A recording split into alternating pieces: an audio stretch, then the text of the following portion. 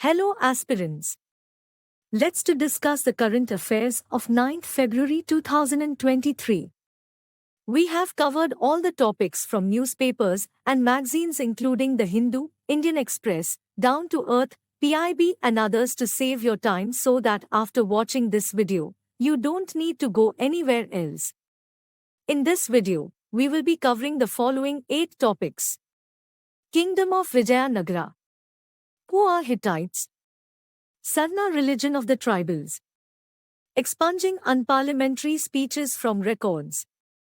Lack of quorum in Lok Sabha. What is the quick reaction surface to air missile, QRSAM? Quorum. What is the Vikas engine? We will discuss why these topics made headlines in this video. So, let's get started. Our first topic is Kingdom of Vijayanagara.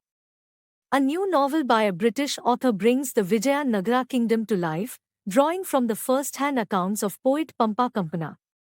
With its capital in Hampi, located on the banks of the Tungabhadra river, the Vijayanagara kingdom was once a dominant force in the subcontinent, covering over 360,000 square kilometers at its height.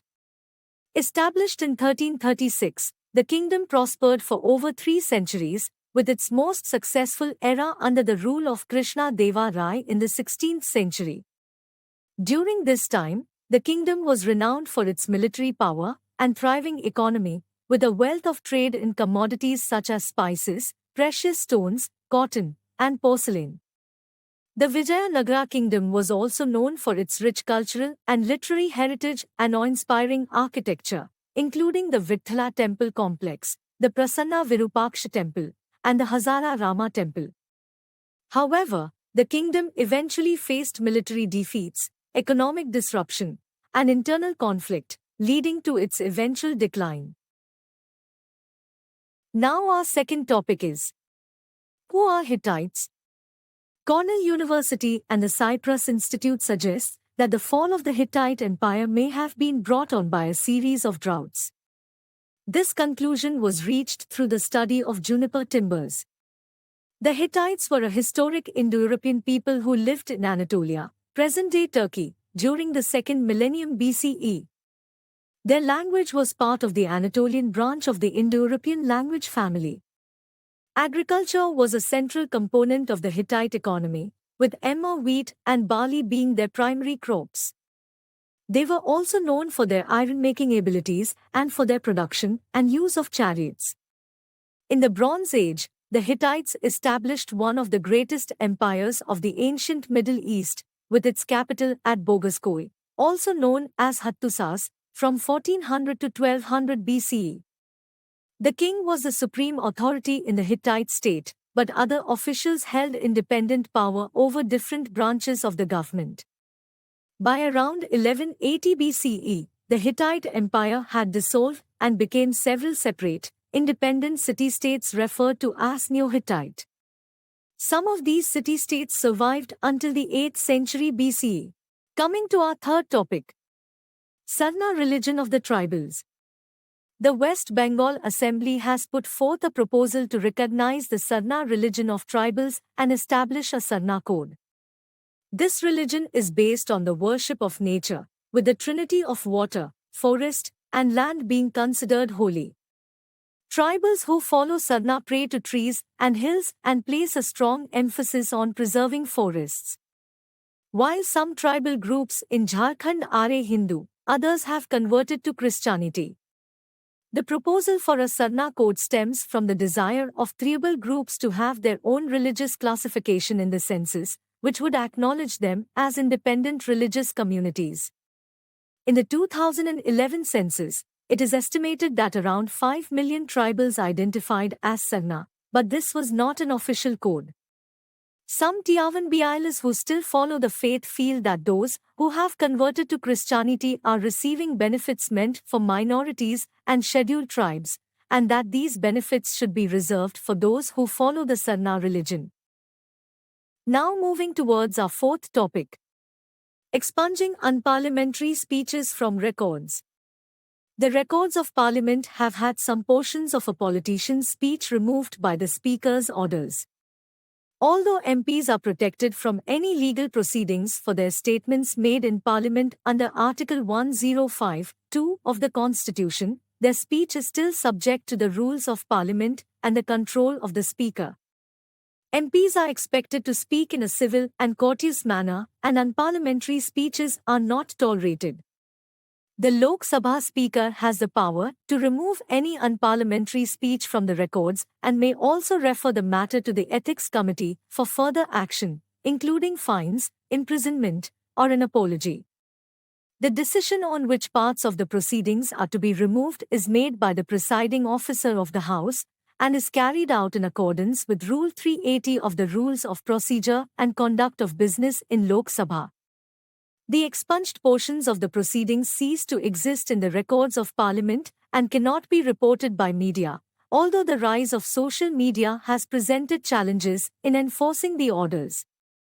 It is important for parliamentary speeches to be polite, respectful, and focused on the issue at hand, with no personal attacks or offensive language used. All speakers should show consideration for their colleagues, stick to the facts, and maintain high standards of public discourse.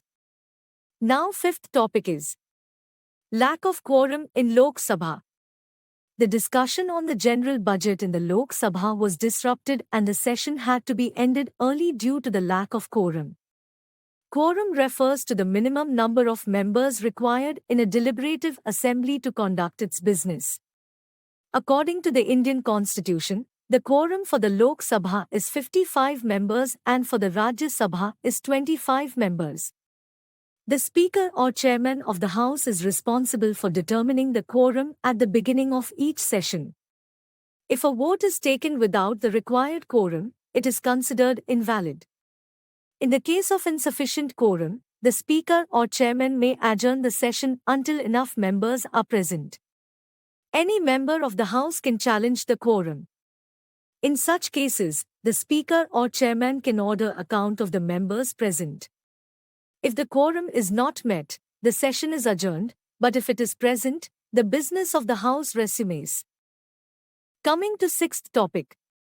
What is the Quick Reaction Surface to Air Missile, QRSAM?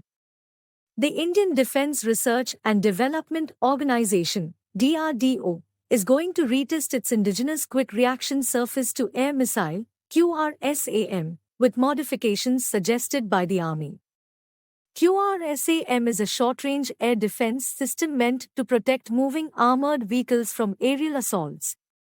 It was developed by the DRDO and mounted on highly mobile platforms for on-the-move air defense.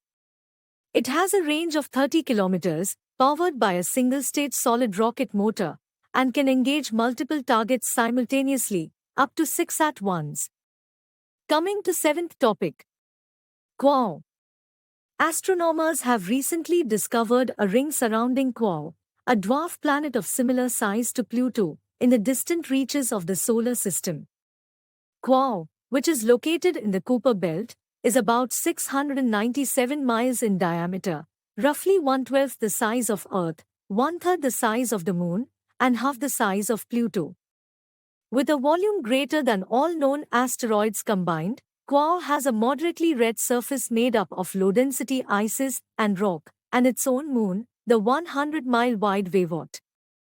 Quorum orbits the Sun in a roughly circular path, taking 288 years to complete one revolution.